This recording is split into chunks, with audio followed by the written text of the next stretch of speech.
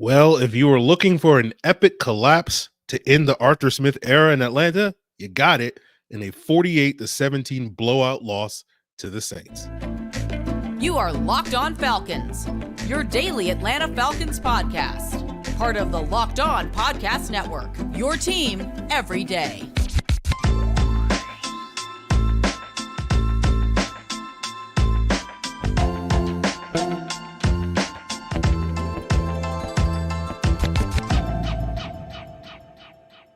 Welcome back, everyone, to another illustrious episode of the Locked On Falcons podcast, your daily Atlanta Falcons podcast, part of Locked On Sports Atlanta.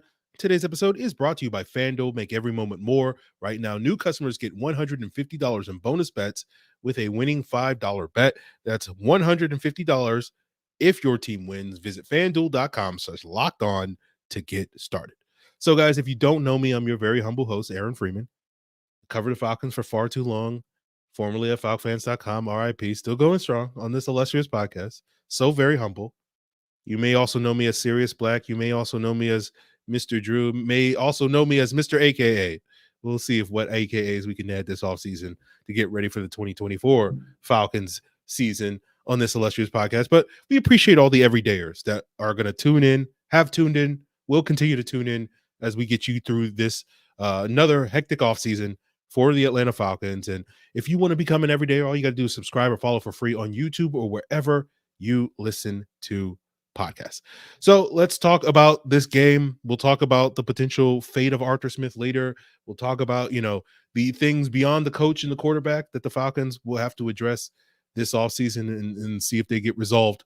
But let's start off with this troubling loss to the New Orleans Saints. It's very probably, I don't know the words. It doesn't feel good to lose to the Saints, especially in this form or fashion. We did not see Taylor Heinicke start this game. He was battling the ankle injury, so Desmond Ridder did get to start. Heinicke was inactive, serving as the third quarterback. We did get to see Logan Woodside later in the game. Shout out to my Woodside Warriors. But in a lot of ways, the offense came out in this game looking a lot like they did against the Colts, right? A lot of checkdowns, a lot of guys winning after the catch, and the Falcons were able to move the ball. You got some explosive plays on those early drives for the Falcons. Scotty Miller getting a 56-yard play to set up a 15-yard touchdown pass to Jonnu Smith.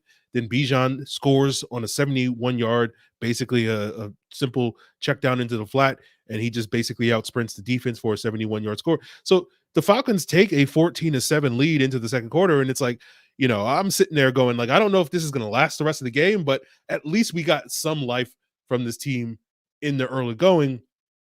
But unfortunately for the Falcons, despite the offense looking a lot like they did against the Colts a couple of weeks ago, the defense did not look that way, right? The Saints were pretty much able to establish the run without Alvin Kamara in this game. They gained 154 yards on 5 carries. Kendre Miller had 73 yards. Taysom Hill, of course, had 51 yards. The Saints were able to dial up some explosive plays through the air, especially in the second half. They scored 3 touchdowns on 18-plus yards. A.T. Perry was giving Clark Phillips the business using that size to his advantage. Chris Olave, Rashid Shaheed also were making plays throughout this game. But, it was a competitive game in the first half, 17-17 tie going into the second half. The Falcons got the ball to start the second half, and they had a chance at that point. But, we were just all checking our watches, being like, okay, well, we haven't gotten the Ridder turnover at this point. And so if we get one at this point, it's going to completely change the outcome of the game. And guess what? We got that patented, boneheaded Desmond Ridder interception to start the drive on the second half, start the half on that drive in the second half. He threw it right to Alante Taylor. I don't even know who he was throwing to. Like, was he throwing to Kyle Pitts? Was he throwing it to whoever? I don't know. But he threw it right to the defensive player. Saints scored 7 off of that and then scored 24 more unanswered after that point. So they had 31 unanswered points in the second half. The Falcons did get one last kind of shot at the end of the third quarter to kind of get back into the game, down 31-17. They went on a 14-play drive, and it ground to a halt, turnover on downs. Desmond Ridder missed the throw to Bijan in the end zone on a 4th and goal from the 2. And then pretty much the Falcons gave up after that point, right? You got another botched snap, which doesn't matter who the quarterback is. The Falcons just been botching snaps all year long. It seems like every game we get a botch exchange. You had a fumble on that one. Didn't matter. Newsel, Drew Dalman don't matter. They're all fumbling snaps. Heineke, Ridder, they're all fumbling snaps. Right? You got Saints scored off of that.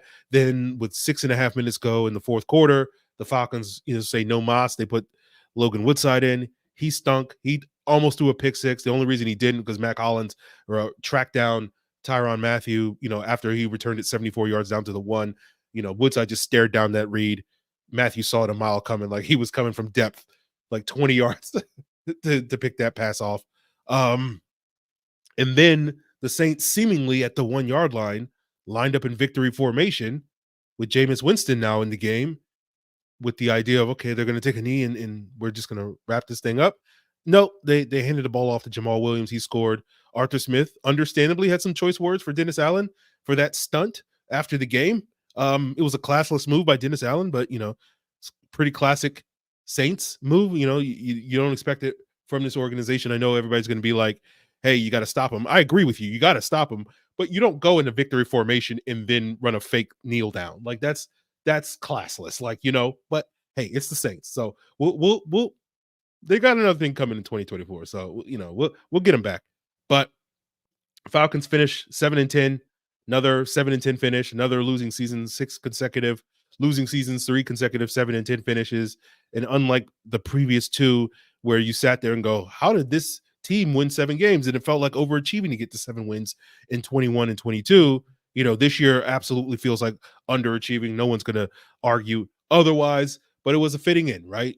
Pretty much all the issues that the Falcons have shown throughout the season kind of reared their ugly head in this game. The turnovers, you had an unreliable run game.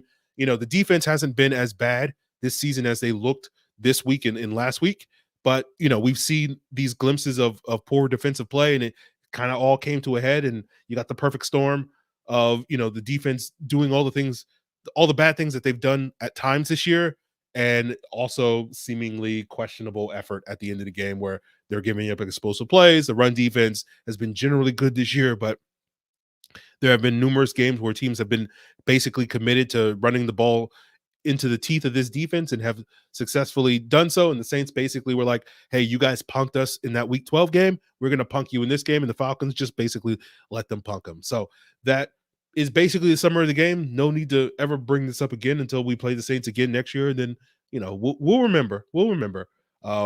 And we'll continue today's episode talking about, whether or not this game is going to be the deciding factor in Arthur Smith's fate, as we got so much, rhetoric from national media folks and local media folks over the last few weeks that it would all come down to this. And seemingly, if that's the case, then Arthur Smith is out of a job. But we'll continue that conversation as we continue today's Locked On Falcons. So it is the start of a new year, and maybe you're a small business owner and you're asking yourself that same question that everybody is asking: what is the one move I can make so that my business can go to the next level in 2024? And LinkedIn Jobs knows that your success depends on you having the right team to surround yourself with. And that's why they've created the tools to help you find the right professionals for your team faster and for free. LinkedIn isn't just any old job board. They have a vast network of over a billion with a B, professionals. And it makes it the best place to hire. Hiring is easy when you have that many quality candidates. So easy, in fact, that 86% of small businesses get qualified candidate within 24 hours. It's why small businesses rate LinkedIn Jobs #1 in delivering quality hires versus leading competitors. LinkedIn Jobs is going to help you find the qualified candidates you want to talk to faster. Post your job for free at linkedin.com/lockedonnfl. That's linkedin.com/lockedonnfl to post your job for free. Terms and conditions apply. So as we continue today's Locked On Falcons, want to plug the Locked On Sports Today 24/7 streaming channel, the first of its kind here on YouTube from the Locked On Podcast Network, the iconic and innovative Locked On Podcast Network, your team every day, covering all the sports, the biggest stories across the leagues, across the nation, across the world on Locked On Sports Today. And if you're looking for the biggest stories on the local flair, whether it's the Hawks, Bulldogs, Falcons, Georgia Tech, etc., right? Braves, got to give love for the Braves. They'll the only team that's keeping Atlanta strong, Atlanta sports thriving. You can check out Locked On Sports Atlanta's 24/7 streaming channel to get that coverage 24/7. So Um, we'll see what Arthur Blank decides when it comes to Arthur Smith's fate, right? All reports from the local folks, the national folks, basically have indicated that, this game could be the deciding factor. That Blank was iffy on keeping Smith, but kind of wanted to keep Smith and was basically looking for any reason. As I discussed a couple of weeks ago in that Colts game, I thought that was, going to be the reason for Arthur Blank to justify keeping him. But of course, the Falcons then proceeded to lay their two biggest eggs of the season with two blowout losses to the Bears and Saints to close the season after that point, making that prediction look ridiculous at that point. So we'll see if Arthur Blank, what decision he makes, right? I think you just look at these last two games and basically say the Falcons kind of quit, plain and simple. So I think that's your answer, Arthur Blank. If you're looking for a sign, it's staring you in the face. It's like, it's right here, like, what are you looking for, my guy? So we'll see what Arthur Blank's decision is, but we know, regardless of what that decision is going to be, a lot of the talk surrounding this Falcon team over the next several months is going to be that they're just a quarterback away. And, certainly if they can get a significant upgrade at the quarterback position, that will put them back in playoff contention next year, regardless of who the head coach is, given some of the pieces that they have. And we'll see if they can do that. But who knows if they're going to be able to make that significant upgrade at quarterback. As I've said all year long, I think the Falcons' issues aren't solely quarterback related. Obviously, that gets the majority of the attention because everybody, likes to make it all about the quarterback. And if you get good enough quarterback play, it can mask some of these issues short term. Again, I don't know if that's a viable long-term strategy, but certainly short term, maybe that could help. But, as I said back in November when the Falcons first benched Desmond Ridder, I don't know if I would give Arthur Smith that choice to pick the new quarterback, right? Given Ridder's lack of development, given, to me, Arthur Smith's mishandling of that position all year long, I don't really trust him with another quarterback, right? And I'll reiterate the point I've made since then, and we'll continue to make. I'll die on this hill all year long. The Falcons should have never benched Desmond Ridder, despite his performance today. His performances over the course of this season were better than Taylor Heineke. And again, that's a low bar, if you ask me. So it's not as if Desmond Ridder, I'm not saying Desmond Ridder played well this year. I'm just saying, like, he was the better quarterback between those two. And so I don't really trust Arthur Smith to make the right decisions when it comes to this quarterback. I said that when, they bench Ridder in the first time. As I said, I'll continue to die on that hill. So we'll see, what choices they make. But basically, my stance has been, whether it was been Ridder, whether it's been Ryan, whether it's been Mariota, whether it's been Heineke, you're basically getting below average quarterback play regardless of who you put back there. So why would you think that's going to change with a fifth quarterback, in year 4, right? So if you keep Smith and you're finding your quarterback, if that player doesn't come in right away and hit the ground running, and again, there's no reason based off of Smith's 3-year body of work to think that that's going to happen, because it hasn't happened yet, right? What's the point of keeping Smith around, right? Because if it doesn't work out, then you're changing coaches and going into year 2 with that quarterback, with a new scheme change, and that coach is going to come in and potentially make a change at the quarterback position again. And it's just like, you might as well get that ball rolling now as opposed to punting that decision to 2025. So we'll see if the Falcons make that choice. It's going to be up to Arthur Blank. But, if this offseason is going to be all about finding your franchise quarterback, I think a new and fresh approach and outlook from a new head coach is the way to go for the Atlanta Falcons. Thought that for a while now. We'll continue to think that, but we'll see if Arthur Blank agrees, because ultimately at the end of the day, you can only control what you can control, and I can't control whether Arthur Blank makes that choice. So who knows at this point? We probably won't have to wait too long to find out. All right, Arthur Blank historically has not dawdled on his decisions to move on from coaches. He's pretty quick and decisive. So, at the latest, I assume we'll have an answer Monday at noon, noon Eastern time, on Arthur Smith's fate at that point in time. So we'll keep you covered here on Locked On Falcons, as well as elsewhere on the Locked On Sports Atlanta, if that news does hit. So we'll be glued to our phones waiting for that breaking news. And just my luck, it'll probably break right after I wrap up today's episode. But we'll wrap up today's episode. We'll see what happens with the coach situation. We'll see what happens with the quarterback situation over the next couple of months. But what else do the Falcons have to figure out over the next couple of months? And we'll get into that as we continue today's Locked On Falcons. Now, the NFL's regular season is wrapping up, but there's still time to get in on the action with FanDuel, America's #1 sportsbook, because right now new customers get $150 in bonus bets guaranteed when you place a $5 bet. That's $150 in bonus bets, win or lose. The app is easy to use. There's so many different ways to bet. You can do live same game parlays, find bets in the new Explore tab, or you can make a parlay in the Parlay Hub. That's the best way to find parlays, popular parlays. I love a good parlay. You bet a little, you win a lot. So there's so much to do at FanDuel, and all you got to do is go to FanDuel.com/locked on to make your first bet a layup. FanDuel is an official partner of the NFL. So wrapping up today's Locked On Falcons, guys, let's talk about the other issues beyond the coach and the quarterback, right? Again, that's going to be the focus all offseason long, especially nationally, right? Once the Falcons figure out the coach and the quarterback situation, the narrative is going to be they'll be fine, right? Whether you agree with that, is up to you as an individual.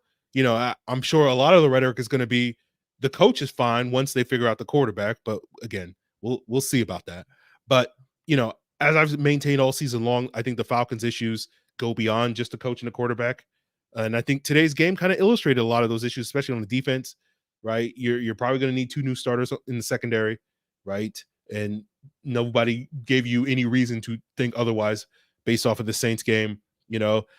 I don't get or agree with the decision to go with Clark Phillips at the outside corner opposite AJ Terrell instead of Jeff Okudah. But it clearly feels like the Falcons over this last month of the season felt like Phillips gave them the best chance to win, which means that, very low probability that Jeff Okudah is back in Atlanta. I don't think Phillips is the solution to that outside cornerback problem. So you're going to have to figure that out. And then we'll see if the Falcons decide to pay AJ Terrell, right? This offseason, he's had a good season, but the last 2 games have not, the Bears game, especially like this game, he got beat like one time by A.T. Perry. But we'll see what the Falcons decide to do on that contract situation. We already knew that they were going to need a new safety given the demise of Richie Grant. I think Helens has been a nice sort of stopgap, but I don't think he's a long-term solution at that safety position. We already knew that the pass rush was going to need an upgrade, especially at the edge rusher. Doesn't sound like Calais Campbell wants to retire based off of his rhetoric post-game, but I'm sure he'll make that choice. But even if he does decide to play again, I don't know if it's going to be in Atlanta. Same thing goes with Bud Dupree, who's also free agent. You have 2 decent rotational players in Carter and Harrison at that edge rusher position. You got Arnold Ebiketie as well. But you need to get more juice off the edge. You also need to beef up the interior. Injuries to Jarrett and Anyamata and Kentavious Street towards the end of the season really took their toll. And contributed, I think, to the inability to run defense to lock down teams these last couple of games. LaCale London, Albert Huggins, TQ Graham, I think did a valiant job, but you need to beef up that interior as well on defense. So some areas where you're looking to upgrade on defense, especially a couple of starters and a couple of key depth roles. Looking at the offense, you got to figure out what's going on with the offensive line. That unit took a major step back this year, and it was a big reason for the quote-unquote demise of this football team, because you didn't have that sort of a stable run game that you were, was so reliable a year ago. That was, most of the season was built on the idea of like, hey, we don't need elite quarterback play because we have elite rushing, and that will sort of stabilize this offense. And you didn't get that sort of stability from the running game. You had mostly an average off run game this year for the most part. So, if Arthur Smith does return next year, my expectation is they'll run it back with the same starting 5 and just hope that continuity will build off that. If you do bring in a new coach, that's the potential opening the door for a new scheme. And if that's the case, and the Falcons run a different blocking scheme than their outside zone blocking scheme, then the potential is there that coach is going to blow up this offensive line over the next couple of off seasons, and you'll have to start pretty much over from there. So we'll see about that. Regardless of what happens on the offensive line, you got to get another dynamic weapon at the wide receiver position. This team has to get more explosive if you're going to give that new coach, that new quarterback, any chance to improve this offense. Like, that is a major, major issue for this football team, as you saw today, right? They fell behind, and it felt like, this team can't come back down 17 because they're just not explosive enough on offense. Again, I know a lot of that's due to the quarterback, but I don't think you can put any quarterback in this offense and expect this team to be able to reliably, come from behind down 17 points at any point. So that's something that you're going to need to see. And we'll see. We'll see if the run game bounces back and the offensive line bounces back. You're going to need that. There's reason to think that you don't have to make major changes, and that should be better next year, right? There's reasons for optimism there, and especially you're going to need that, especially if you have a young rookie quarterback starting for the Falcons in 2024, because you want to have that stable sort of run game, so that, as we've discussed before, you're not relying on a rookie quarterback to have to carry your offense in the passing game and whatnot. So, there's a reason that, you could see major personnel changes across this roster. You know, Probably not so much on offense. Again, the quarterback and wide receiver are probably going to be the two biggest changes on offense, but you need to beef up that front on defense and beef up that secondary on in the defense as well. So we'll see what happens. Again, theoretically, if the Falcons can get top 15 quarterback play next year, you have your run game bounce back to being that sort of top 5, top 10 unit, and your defense can continue to be an above average unit. That's a formula for the Falcons to be a playoff team next year, to be a contender next year, and potentially win the NFC South, depending on what strides these other teams in the division make. But if the Saints run it back with Dennis Allen, as they seem to in Derek Carr, they're basically an 8 or 9 win team. And if the Bucs run it back with Baker Mayfield, they're probably also an 8 or 9 win team. So again, there's a path for the Falcons if they can get to 10 wins next year. That's their path for success. And hopefully you get the quarterback play next year that can get you that level, as well as the other issues improving. But obviously, if Smith is in charge, it's really hard to buy into you getting those things, even with some of these personnel changes next year, right? Like, why am I going to believe that things are going to break your way next year when they didn't break your way this year, and you had all the things going for you? You had a soft schedule, the softest schedule in the league, right? You're going to have a harder schedule. You're not going to have like the hardest schedule ever created by schedule makers, but you got the AFC West, you got the NFC East. So you're going to see a significant uptick in quarterback play next year with Patrick Mahomes and Herbert and Dak and Hurts and those guys next year, in addition to what the other teams across your schedule, Pittsburgh, Denver, the Raiders, the Giants, the Commanders. We'll see who we play in the NFC North, because I think it's dependent on this Bears-Packers game, and then Seattle in the NFC West. So,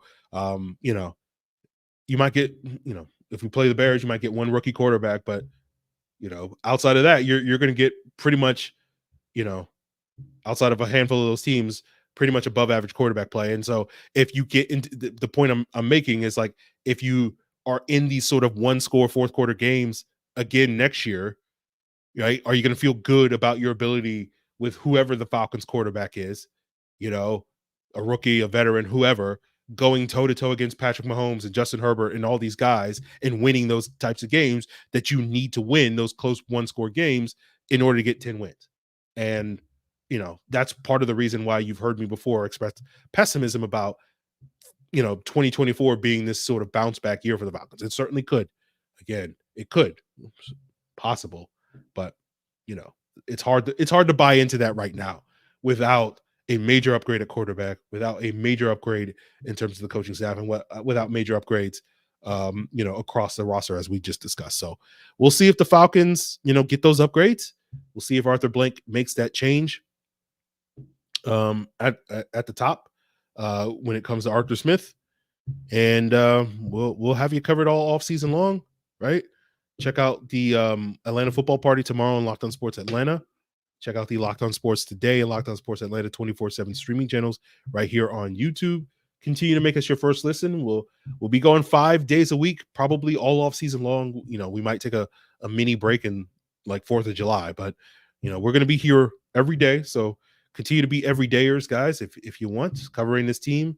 And we'll figure out if we're talking about coaching search over the month of January. Over the next, we'll find out what type of content we're going to do, and we'll see. So that is going to do it, guys. I really appreciate you guys for tuning in for another season. Be back for more in 2024, and we'll see what changes the Falcons have, and we'll see if we get to March, April, and it's like, like it's starting to come together. Maybe we'll see with the Falcons, but it just feels like another sort of 2019, 2020 sort of transition if they don't move on from Arthur Smith, and you're just waiting for that move to be made. It's like, all right, well, first coach to be fired. Let's see, Arthur Smith, or if you get that sort of fresh look from a new head man in the building over the next couple of months, and that at least gives you maybe not super, at least me, not super optimistic for 2024, but at least 2025 and beyond. That person's vision of this, sort of rebuild that the Falcons have been undergoing will come to fruition, and maybe we'll get to year 3 of that person's 3-year plan, and we'll actually get a delivery in terms of this team living up to expectations. So another disappointing year. Hopefully it won't be a disappointing offseason, but we'll have you covered, guys, on that front. That's going to do it for us on today's Locked On Falcons. Appreciate it. Till then, part of Locked On Podcast Network, your team every day.